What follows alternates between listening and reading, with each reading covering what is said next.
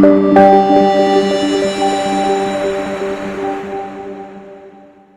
I don't know if many of you have heard about Airbnb, and I don't know how many of you have ever stayed there, but I'm sure our next guest will welcome you being part of it. Representing Airbnb, Mr. Joe Gebbia, and of course, John Hope Bryant. Okay, everybody, we're bringing it home. Come on now, was it all you got? I've almost lost my voice. You can give me a little bit more love than that. There you go. There you go. This is it. We're bringing this thing home. We're about to land the plane. Have you enjoyed the forum? So this is a special surprise. There's something coming up at the end of this conversation that you're going to want to be around for. I want to introduce you to Joe. I'm going to say Gebbia. You got it. Who is the co-founder and chief product officer for Airbnb. This entire forum, I've not read, thank you for the applause for Joe. I've not read a bio for anybody this entire time. This is important. You guys created this company in 2008 in the middle of an economic crisis. The Great Recession. Great Recession, when you were like 10. Okay. Airbnb with Brian, your co-founder. Airbnb was founded in the midst of the Great Recession when Brian and Joe couldn't make rent. About a decade later, I want every dreamer in this room, every dreamer watching on this live stream, everybody watches this on a replay, I want you to know you can come up from nothing and achieve anything you want to do. Please listen to this. They couldn't make rent in 2009. About a decade later, Airbnb has 4 million hosts. They're in 220 countries. And nearly 40% of their hosts say they rely on their Airbnb income to make ends meet. So this is transformational. I mean, 220 countries is every developing, recognized, sort of organized, not in chaos country on the planet. You essentially have covered the world map. And you've done it in 12 years. How does that make you, I mean, my wife uses Airbnb. She is an explorer, so it drove me nuts, but she would move us around. When we were looking for a permanent home, she'd move us around every week to a new Airbnb. It drove me nuts. She loved it. But I was amazed at the volume of hosts, even here in Atlanta, from Peachtree City to Atlanta to Newnan, Fayetteville. And all the homes were consistently well-maintained, beautiful, inviting. There was an organization to how there was a pride, actually, in how the hosts presented their home to us. They didn't want just the income. They wanted us to be comfortable in their home, and they wanted to be recognized as a good host, almost like inviting somebody in to your home environment. So first of all, where did this crazy idea come from for you and Brian? And please give Brian my best. I will. And then I want to, and how did you grow so fast? And what's been a pain point, by the way, in that growth? And then how did you pivot to Airbnb.org, which I understand you founded? And then tell us about this work that happened in 2016. I would love to. And first of all, John, thank you for having me. It's so great to be here with everybody. Back in my hometown, actually. Atlanta native. Atlanta native, born and raised here. I started, my first maybe 3 companies in Atlanta as a teenager. First one was I drew Teenage Mutant Ninja Turtles and sold them to my classmates for $1. That was literally my first business in 3rd grade. Right. How old were you? I must have been maybe 8, 9. Yep. I started my first business when I was 9 years old. There you go. I can relate. Well, what's funny about that is people often say, like, oh my gosh, Airbnb, like, you came up with this idea and it just took off. What most people don't realize is that before Airbnb, there were dozens of ideas, dozens of attempts at things that you've never heard of because they never worked out. Yep. But each one of those things was a lesson. That's right. And it's like my metaphor to people when they say, like, oh, I want to come up with a big idea like yours. Well, I say, you got to get in the gym of entrepreneurship. You got to get what? The gym of entrepreneurship. You got to start working out. That's right. You don't wake up and run a marathon one morning all of a sudden. You train for it. Yep. And so, yeah, anybody that wants to start a company, I tell them, just start, I consider myself, to that point, a professional athlete of the brain. I'm a professional athlete. I just use my mind versus using my muscles. Or my mind is a muscle. By the way, 100%. Is this African? Where's this from? This is a bracelet that was given to the refugee Olympic team that just competed in the Tokyo Games this past summer. So all the athletes that, so quick backstory, in 2016, the IOC created, for the first time ever, the refugee Olympic team, because they realized that there's these athletes who have been displaced. They're in a host country, but they're not yet a citizen of that country. And so how could they compete? They created a team just for them. And they also did it to really surface the issue on a global stage. By the way. Hey, look at that. That's also African, from Zimbabwe, no, from South Africa, made by the Ashanti tribe, by women quilters there. I love that. Yeah, it's handmade. So beautiful. I like you already. Beautiful. This is from Nigeria. Nigeria. Yeah. Abuja. So you're the serial entrepreneur.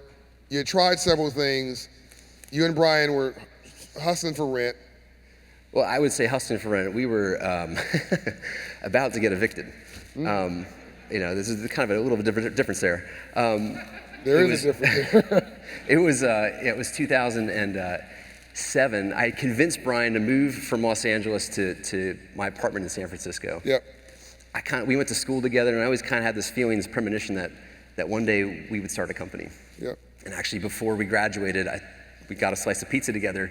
I said, Brian, I think one day you and I are going to start a business, and they're going to write a book about it. Wow. And he laughed, I laughed. But eventually the band reunited in San Francisco, and after about a week of him moving into the apartment, I go to the mailbox, pull out a piece of mail, tear it open. It says, Dear Joe, your rent is now 25% higher. Best wishes, your landlord. It didn't quite say best wishes, but I ran to my bank account. Brian ran to his. We didn't have enough to make rent for the next rent check. And so it was like, our backs are against the wall. What do? We got to make ends meet quick. And it was in that moment, I'm in the living room of our San Francisco apartment, and I was looking at the website for a design conference that we were going to attend. And it said on the conference website, hotels sold out. I thought, where are people going to stay? And in that moment, I looked over the edge of the laptop screen into the vastness of our living room. And I thought, well, what if we pulled out my airbed from college? We could inflate it on the floor, and actually we could fit 2 more of those airbeds. And that night, we emailed each other, loved the idea, and we decided to call it the Airbed and Breakfast. It took me a minute. Wait a minute. That's where the name came from? That's it. That's classic. Well, we hosted 3 guests on these, gorgeous airbeds, and we made $1,000, which is enough to make our rent. They had a fantastic stay in San Francisco. I mean, think about it. They got to come home from the conference with us every night. Our apartment was alive. Our friends were coming over, cooking dinner together. They're meeting people. It was social. And I remember they left. The roller bags, the door clicks closed. I look at Brian and I go, did we just get paid to make friends? And that's when the gears began to turn. Like, there's got to be other people kind of like us who would love some extra income to offset rent, and also love to meet people from around the world. And so that's when our third co-founder, Nate, came on board, and we got off and running in 2008. And it was a slow start, I have to tell you. What a great story. And now you have 4 million hosts. 4 million hosts all over the world. It's a crazy thing for me to even think about, that what started in our living room is now in 4 million living rooms all over the planet. Do you pinch yourself? Every day. Really? Every day. The people I get to work with, the hosts I get to meet, the guests who tell me their stories. I mean, even just walking from the green room back here, probably 3 or 4 people stop me along the way. Oh, I got to tell you about the time I went to this city, stayed in the coolest home right next to the Colosseum in Rome. It was just the most authentic experience. Thank you for that. I never get tired of those stories. It's just so energizing for me that, you create this thing, and through the power of the internet is how we were able to scale. Yeah. How do you get to 220 countries? Well, if you have an internet connection, you can get there. So today, anybody can become a business owner. By the way, you're not going to be an entrepreneur. They're the entrepreneur that created Airbnb or Air Mattress, B&B, whatever they called it. But a business owner takes a little less risk than the entrepreneur. The entrepreneur creates a new idea. The business owner buys into that idea and monetizes it like a franchise. And in some ways, the hosts are little franchisees of Airbnb. Yeah. So you're creating opportunities for people to become business owners in many ways underneath. You've taken an entrepreneurial risk, and you're allowing hosts to become mini business owners. That's absolutely right. It's micro-entrepreneurship, whatever you want to call it. We provide the platform, the infrastructure, and hosts are really, the entrepreneurs running their small business. And what's amazing is that since the pandemic started, new hosts that have signed up on our platform have earned over $6 billion. Wow. Since the pandemic. Since the pandemic started. So I want to pivot this to, you're the last guest of the 2021 Forum Meeting the Moment. Coincidence, to quote Andrew Young, my co-host, co-chair, and my mentor and global spokesman and my personal hero, Dr. King, and him was in this room in 1967 planning the Poor People's Campaign. So it's very appropriate. We're now talking about how to let poor people come up from nothing as hosts for Airbnb. You're the last guest, can't make this up. And we're talking about basically opportunities up from nothing.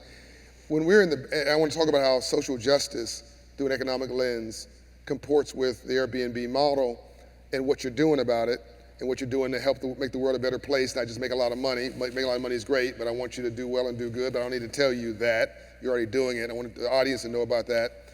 But backstage, I asked you a question that pleasantly surprised me. I asked you, because I know some stuff going on that most people don't know about the company. I asked you, why'd you care so much? And you looked befuddled.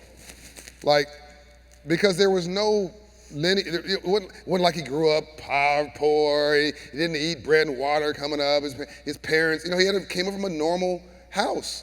And I loved his response because it's the response I need and we need for probably 90% of the leaders on this planet. 10% of the leaders will have a story like Doug McMillan's or others where they can personally relate to struggle and pain. So you need to talk to him about it. Joe's story was much better. His response was much better for me because it's sustainable. Joe said, it's because I didn't have any pain that I care so much. It's because I've been so successful, because I've been so blessed, because I didn't have to struggle, because things did work for me. I now understand what my responsibility is to help other people less fortunate than me to come up from nothing. I think that's beautiful. Well, thank you for saying that. I grew up 45 minutes from here, up 85, in a middle-class family. Born into a very loving family, and through the work I've done over my time with the company, which has been going now for over 14 years, it's been amazing to see how the platform can help people find financial independence in some ways. Yeah. And actually, one of the coolest things that I love about our platform is when a host comes up to me at events like this, and they say, "Joe, I got to tell you, I started renting on your platform our extra bedroom just for one weekend because I needed to make a couple $100. But the guests that stayed with me were incredible. Now they've invited me back to Italy or to Europe, and so I kept renting. And it's been 2 years or so. It's roughly 2 years, and they say I've earned 2 things from you. I've earned a financial cushion I didn't have before, and I've earned a confidence in myself that I didn't know that I had. And with those 2 things, I call it graduate. They graduate from the Airbnb platform, and they go do the thing in life that they've always wanted to do. They leave the job that maybe wasn't really fulfilling for them. They go pursue a creative career or start a nonprofit, or actually start a startup. I've talked to many, Yep. many an Airbnb hosts that have funded their startups bootstrapped by renting on our Oh, platform. wow. Take the money from Airbnb and go use it to start a business. Yeah, just to bootstrap and get things going. I love it. And so that for me is really powerful. And then thinking maybe even more globally, the origins of Airbnb.org actually go back to 2012. It was around this time, actually, it was in October, when Hurricane Sandy went up the eastern seaboard and displaced tens of thousands of people throughout New Jersey, New York, and the boroughs. The very next day, John, we get an email from one of our hosts named Shell. Name? Shell. Shell. Yeah, Shell writes us and says, "Dear Airbnb, I've got 4 empty guest rooms. How do I volunteer those to those displaced in my neighborhood, to my fellow New Yorkers?" We get this email and it gets forwarded around the company like wildfire. Everyone's like, wow, what a cool idea. We look at the payment system, we say, you can't really do a free reservation. You gotta have a transaction, but why? We put a team together, engineering marathon, 48 hours, pizzas and Red Bulls, people stayed up overnight, reconfigured our whole platform to allow Shell and every New Yorker to open up their extra rooms to those displaced. And so from that moment, we had like 500 people sign up and help out. And we realized, wow, like there's a true power to this platform that goes beyond a vacation and beyond the general act of hosting. It actually taps into this generosity that people have to help others in need. And so since then, we've been involved in 70 countries, hundreds of different disasters, a tsunami in Japan, wildfires in Canada, an earthquake in Mexico City. Anytime you see a big headline on the news, we're there.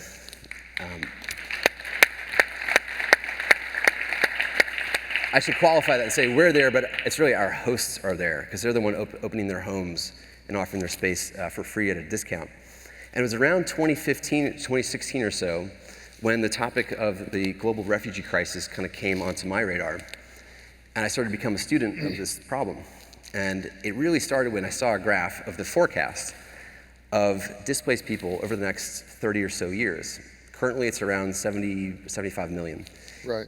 In our lifetimes, that number will grow to well over 250 million people displaced by either for political reasons or for climate change. And man, I'm looking at this graph going, what could we possibly do to put a dent in that? And we found one specific moment where we could help, which is asylum seekers coming to a new country. That moment they land at the airport, where do they stay? Yep. Before they find long-term housing. Yeah. And so we're experts in short-term housing. And so we opened up our platform, established some incredible partnerships with the IRC, HIAS, Church World Service, and many others that do resettling in the United States. And so this is all the lead up to a recent announcement that we made just a couple weeks ago. As the scenes were unfolding in Afghanistan, we started to reach out to our partners, to the State Department, to the White House, to see, this is clearly a humanitarian crisis. How might we play a part in this? Is there a role for us?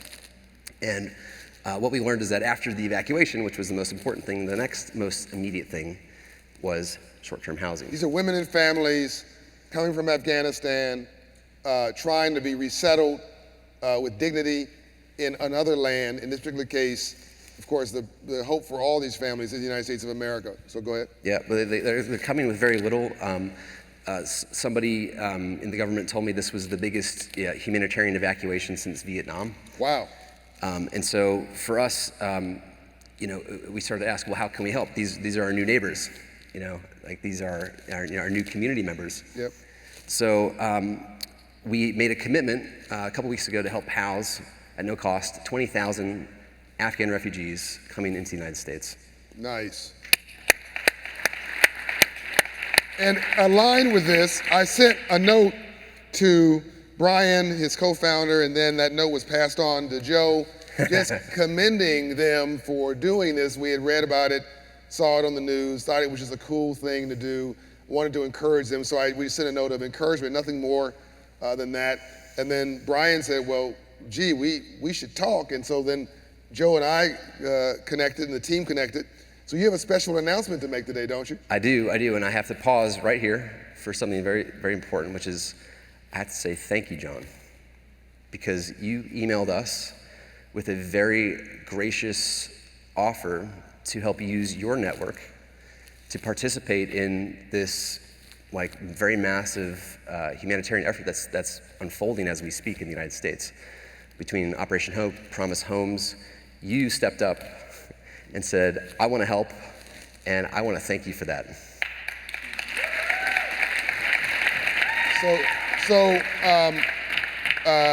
Full disclosure, I own a company separate from Operation Hope, nothing to do with Operation Hope other than we donate to Operation Hope. It's the largest minority owner of single-family rental homes in America, and I told my team every home not currently leased, I want it turned, which means prepared for rent. We're going to rent furniture, put it in the home, and we're going to provide those homes to Airbnb and to the U.S. government to house refugees that come to the United States for their transition period here.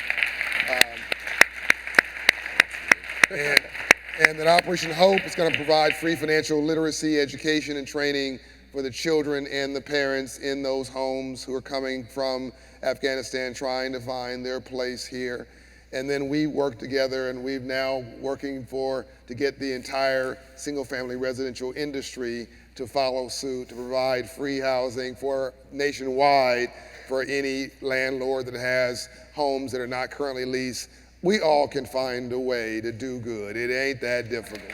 Amazing, thank you. So this is pretty cool. This project will be going on forever. Not forever, but for the next 6 to 8 months, which feels like forever in a project this intense. We encourage anybody watching this who wants to volunteer. I can't speak to a host home, but if you have rental property that is not being utilized for it, it's a 2-week period, right? Roughly about 2 weeks, yep. So you don't have to worry about it taking, a month or 6 months. There's a very distinct period where people come in from Afghanistan, they need to be resettled. They're there for a defined period of time. There are nonprofits and the federal government who have worked to get them transitioned into jobs and opportunity long-term. Did I get that right? That's right, that's right. So everybody can help, including anybody who has a home. Anybody watching right now, anybody in this room, anybody watching right now, if you've got an extra room or you know somebody that does, you can go to Airbnb.org and you can list a space for free or at a discount to help house somebody. And there's amazing stories coming in. We've already housed over 1,000 Afghan refugees coming to the United States. And some of our hosts are going above and beyond to welcome their neighbors. One host named Cameron out in California rallied his neighbors and his community together to raise money. They bought enough groceries for the family to cover the whole week, got him a bunch of gift cards, a whole welcome basket, a welcome note, including an American flag, and just really created an amazing first impression of our new neighbors coming to our country. That's quite beautiful. Thank you so much, man. Thank you, John. Thank you. So everybody, look at this.